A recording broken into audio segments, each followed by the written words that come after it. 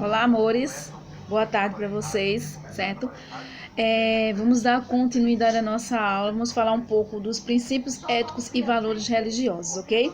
Então, todas as tradições religiosas são pertencimentes humanos, certo? Ou seja, eles fazem parte de um contexto social e cultural de um povo. Ou seja, a religião ela já faz parte do nosso dia a dia e da religião de todas as pessoas, não é isso? Independente da cultura, independente do país, independente de qualquer que seja, mas religião está relacionada a cada um de nós, certo?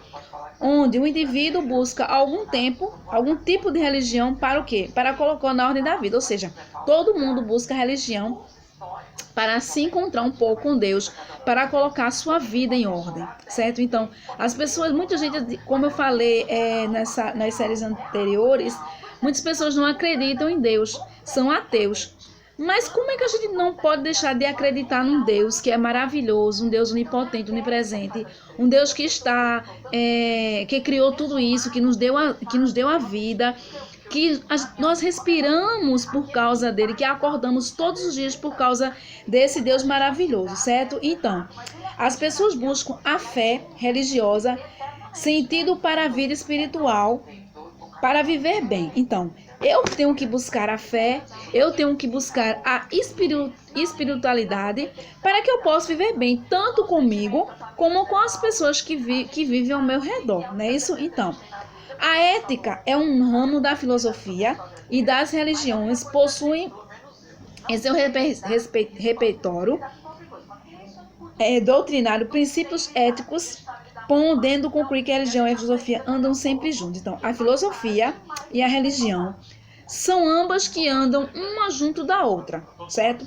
Então, a gente não pode falar de filosofia sem deixar de falar de religião. Não podemos falar de religião sem deixar de falar de filosofia, certo? Então, ambas estão relacionadas. Enquanto a filosofia, ela busca muito a razão, né? Trabalha muito na razão, na ciência, a religião ela vai pegar a fé, a divindade, a espiritualidade, ok? Então, são analisados os princípios éticos: o hinduísmo, o budismo, o judaísmo, o islã e o cristianismo, certo? Onde nós vamos falar um pouco de cada um deles, certo? Quando nós falamos aqui sobre o hinduísmo, o que é o hinduísmo? Ele se funda-se no karma, a lei moral, a causa e o efeito, e no dharma, certo? O karma é como se fosse uma reencarnação, que eles acreditam na reencarnação, certo? E o dharma é como se fosse um caminho moral, algo que eu possa buscar na moralidade junto do karma. Quer dizer, se eu fizer algo de bom nesta vida, quando eu vier na próxima, eu vou vir melhor ainda, certo? Então, o hinduísmo funda-se no karma, a lei moral de causa e efeito, e o dharma concede o caminho moral correto, que cada pessoa deve seguir, certo? Como o caráter e as circunstâncias de uma pessoa varia, a fé lhe oferece maneiras de viver bem e de seguir sua doutrina. Ou seja, a ética hindu ela está completamente ligada à lei da causa e do efeito, certo? O fiel hindu procura, a partir de seus métodos e esforços próprios, ter uma conduta moral, ou seja, ele tem que ter uma moralidade para que ele possa, na próxima reencarnação, ele vir melhor ainda, certo? Se eu fizer o mal na religião dele, se eu fizer o mal, quando eu vier na outra reencarnação, eu não vou ter algo de bom, porque eu não pratiquei coisa boa. Então, o hinduísmo, ele anda muito na linha da doutrina, do saber, eu tenho que ser melhor para voltar melhor. Então, o termo karma vem de sânscrito, que significa ação, certo? Trabalho, que está ligado às ações feitas pelo homem. E o dharma é individual, está ligado à caixa que a pessoa faz, certo? O karma está ligado à caixa que a pessoa faz parte. Existe o dharma para cada tipo de pessoa. Ou seja, eu pertenço a uma casta de pessoas ricas, certo? Ou pertenço a uma casta de pessoas mais ou menos. Então, o dharma, o karma, é a ação. E o dharma cada um está ligado àquilo que ele está no seu âmbito. Ou seja, quando a pessoa, ela praticamente evolui, certo? O budismo é a divisão do hinduísmo. mas tomou-se emprestado alguns princípios éticos da antiga religião, certo? Todo mundo conhece o budismo, né? Que é falando sobre Buda. A ética budista está fundamentada no caminho das 8 vias, através deste caminho em que o fiel budista se esforça para se livrar do sofrimento e o desejo. Semelhante ao hinduísmo, a ética budista é essencial meritória, ou seja, é pelos seus méritos que o budista alcança a libertação dos desejos e o ciclo de reencarnação. É quase igual, né? É quase igual, uma coisa puxa a outra, né? Mas ele procura também estar semelhante, seguir a lei, ter uma moral bem, né? Para que ele não, quando ele venha na próxima encarnação, ele também venha com algo bom, com famílias boas, com ações boas, certo? O judaísmo. O judaísmo tem centenas de judaísmo, ou seja, vamos falando dos judeus, né? Vem sua fé como legalista, como os ensinamentos do Torá, né? Que Torá, quem sabe, é aquele livro, né? O livro dos judeus, né?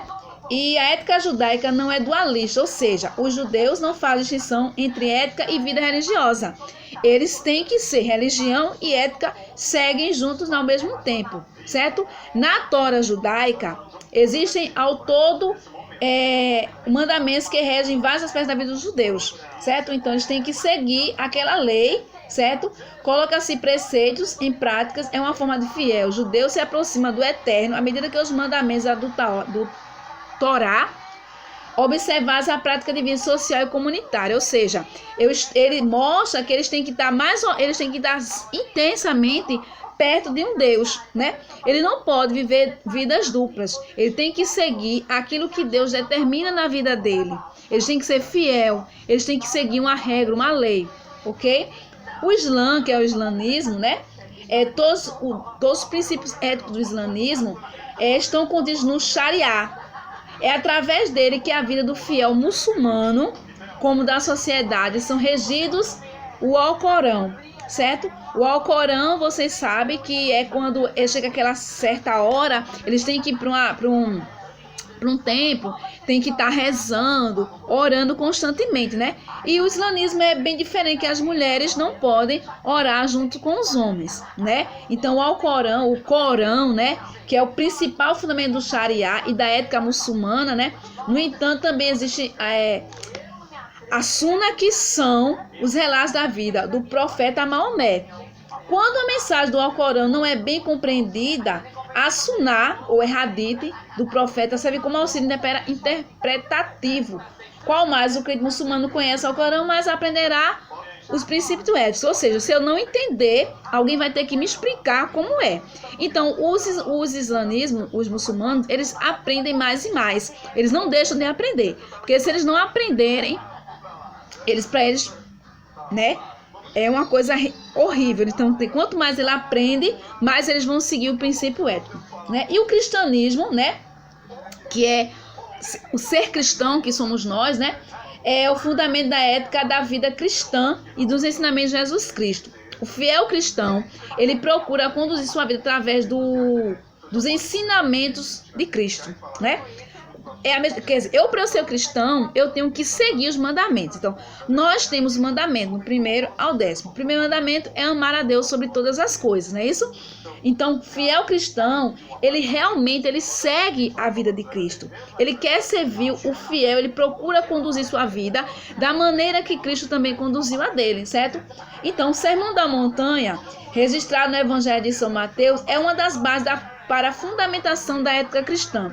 Então, gente, o Sermão da Montanha, ele é um sermão muito bonito, né? E a gente se encontra em Mateus 5 e 7, que diz assim: é fundamental para a base ética do cristianismo Jesus começar dizendo à multidão que não veio para revogar a lei judaica de Moisés, mas sim para cumpri-la. Ele prossegue estabelecendo um novo sistema ético que estende a lei mosaica de um modo que se tornou fundamental para a formação, certo? Para a formulação de uma moralidade cristã distinta. Amplia os mandamentos: não matarás, fazendo-o incluir até o fato de alimentar raiva contra o outro. Expande o mandamento contra o adultério para que abrange desejos lúbritos. e reforça a injunção contra a invocação em vão do nome do Senhor, nela inserida pragueja, falando em céu e terra e em si próprio. Ou seja, Deus ensina a gente a amar a Deus sobre todas as coisas. Então, nós devemos amar a Deus. Eu não vou amar essa caneta primeiro do que amar a Deus, né? Não devemos o quê? Matar. Porque quando a gente mata, a gente não tem necessidade de... A gente não nos vê alimentando a raiva que a gente tem de uma pessoa próxima da gente, certo? Então, a gente... Podemos ver aqui várias religiões. Cada uma segue a sua de maneira diferente, mas todas elas levam a quem? A um único ser, que é Deus, né?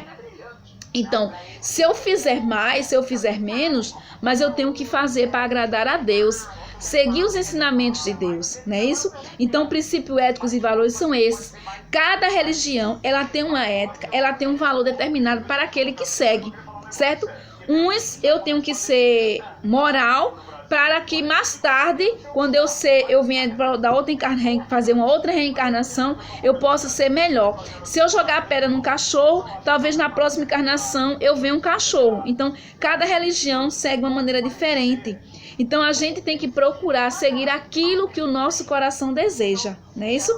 Seguir a Deus, seguir principalmente a Ele, ao mandamento. Quando Moisés foi para o deserto, né? Ele deixou os 10 mandamentos, né? E cada um dele tem uma participação importante, cada um dele tem uma coisa importante, uma meditação na palavra, né? Então, cada um dele eu não vou matar, porque se eu matar, eu vou estar alimentando uma raiva que existe dentro de mim.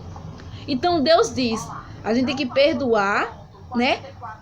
O máximo de vezes que nós podemos perdoar. Embora a gente esteja com aquela raiva dele, mas a gente tem que saber perdoar. Porque se a gente não sabe perdoar o irmão, como é que Deus pode, a gente errando, Deus pode nos perdoar, não é isso? Então tá aí os princípios éticos e valores religiosos, né? Cada um tem a sua jurisdição. Eu não falei nem de um nem de outro, né? Eu fiz um resumo e vocês depois vão procurar. Eu vou colocar a atividade e vou colocar a anotação para vocês fazerem, ok? Tá bem simples.